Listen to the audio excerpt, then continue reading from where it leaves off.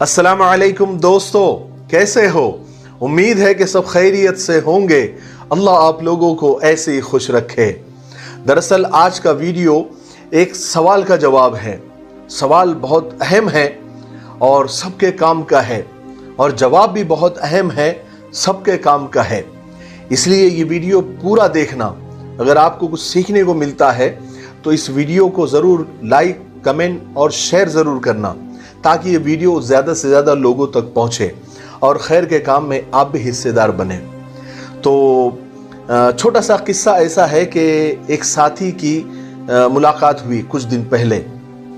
तो कहने लगे कि मौलाना साहब, मेरी बीवी मुझे करीब नहीं आने देती, करीब फटकने भी नहीं देती, और अजीब अजीब चेहरे बनाती है जब भी मैं अपनी ख्वाहिश का इजहार करता हूँ।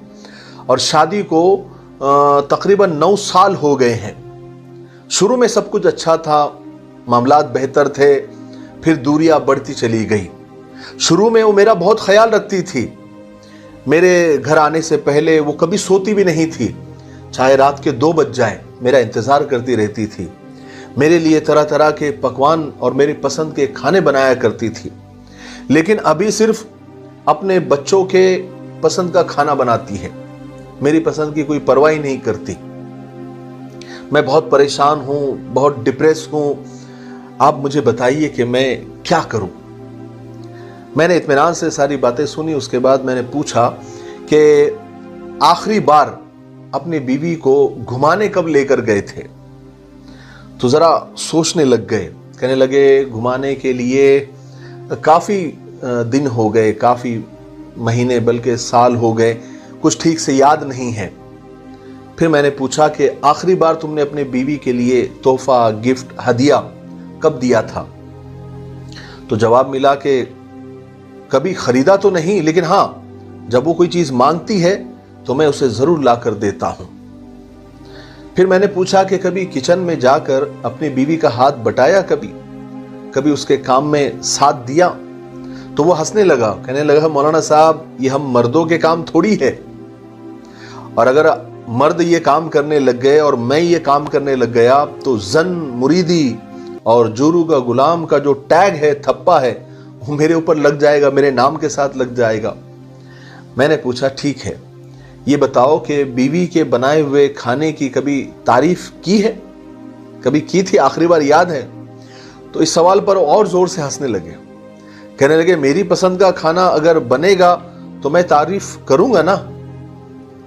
मैं जैसे उससे सवाल कर रहा था, वो जवाब दे रहा था, जब मैं और एक सवाल करने ही वाला था तो उस साथी ने अपना कप, जो चाय पी रहे थे, हम लोग चाय पीते पीते चाय का कप नीचे रखा और कहने लगा कि मौलाना साहब, मैं आपसे मसला पूछ रहा हूँ, मेरे मसले का हल पूछ रहा हूँ, और आप है कि मेरी ही खामियां, मेरी ही बुराइयां निकाल रहे हैं। मेरे मसले का हल बताइए। तो देखिए, मैं हमेशा ये कहा करता हूं कि बशर बना ही शर से है, यानी उसके अंदर गलतियों का पुतला है, खामियों का, बुराइयों का पुतला है। कौन सा मर्द और कौन सी औरत ये दावा कर सकती है कि उसके अंदर बुराइयां नहीं है, या उसके अंदर कमियां नहीं है, उसके अंदर खामियां नहीं है। मेरी बीवी के अंदर बहुत बुराइयां है, बहुत खामियां है। कोई कहती है कि मेरे शौहर के अंदर बहुत खामियां है, बहुत बुराइयां है, वो ऐसा नहीं करती, वो ऐसा नहीं करती। अरे अल्लाह का वास्ता, अरे अल्लाह के बंदो, एक दूसरे की खामियां, बुराइयां, कमियां निकालना बंद करो, बल्कि इस पर दिमाग लगाओ कि इन खामियों को, इन कमियों को दूर कैसे किया जाए। ये ज्यादा अहम है। बीवी करीब नहीं आने देती, इसकी ज्यादातर वजह और मैक्सिमम रीजन एक ही होता है कि बीवी के अंदर से शौहर के लिए, अपने हस्बैंड के लिए एहसास खत्म हो गया है, मोहब्बत, प्यार खत्म हो गया है। अब ऐसी औरत को शौहर क्या करेगा? गाली देगा, झगड़ा करेगा, उसका गला दबाएगा, या घर के बाहर कर देगा? नहीं ना। एक अच्छा शौहर तो कभी यह काम नहीं करेगा, बल्कि वो ये फिक्र करेगा कि अपने बीवी के अंदर पहले जैसी मोहब्बत और पहले जैसा एहसास कैसे पैदा करूं। तो उसके लिए आपको करना यह है کہ 2 ہفتوں میں ایک بار کم سے کم اسے گھمانے لے جاؤ، یہ اس کا حق ہے۔ اگر آپ فارغ ہے، خالی ہے، تو جا کر ذرا اس کا کچن میں ہاتھ بٹا دو۔ خدا کی قسم یہ زن مریدی اور جورو کی غلامی نہیں ہے، بلکہ سنت رسول صلی اللہ علیہ وسلم ہے۔